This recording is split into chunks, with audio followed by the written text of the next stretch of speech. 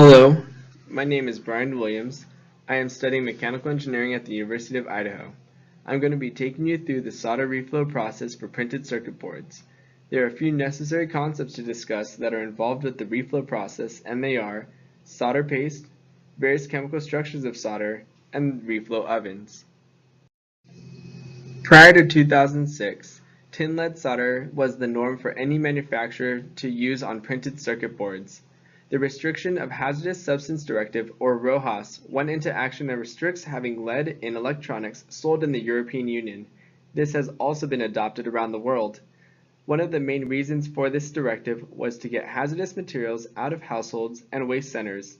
Lead-free solder has been replaced with SAC, an acronym for elemental symbols for tin, silver, and copper. Some other elements that are used in solder are bismuth, indium, and zinc. The differing chemical makeup of solder changes the melting temperature of lead-free solder from 5 to 20 degrees Celsius above leaded solder. Knowing the melting temperature of the lead-free solder will help you monitor and know what is happening as the printed circuit board goes through the reflow oven.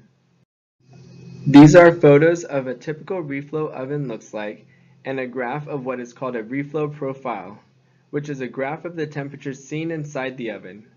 Ovens have top and bottom heaters that are controlled by a computer program and operator.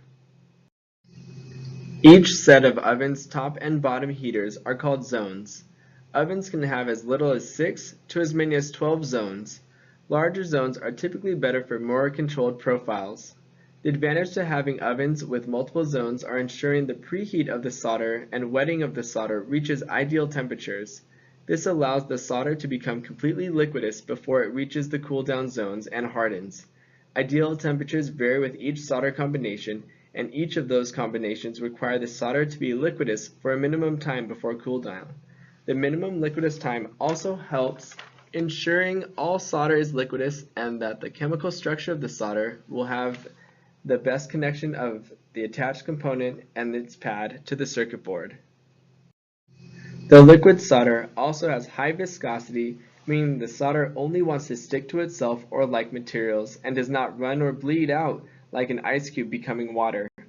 This is a major benefit because if the component is placed slightly off its designated pad, the solder will pull the component into place and result in a good connection between the electronic component and the printed circuit board. Bringing the reflow process to a close, it is important to remember that the industry widely uses lead-free solder. Knowing the chemical structure of your solder will help you know its melting point, and the reflow oven can monitor the melting temperatures to ensure there is a good connection between electronic components and the printed circuit board. Thank you for listening and learning.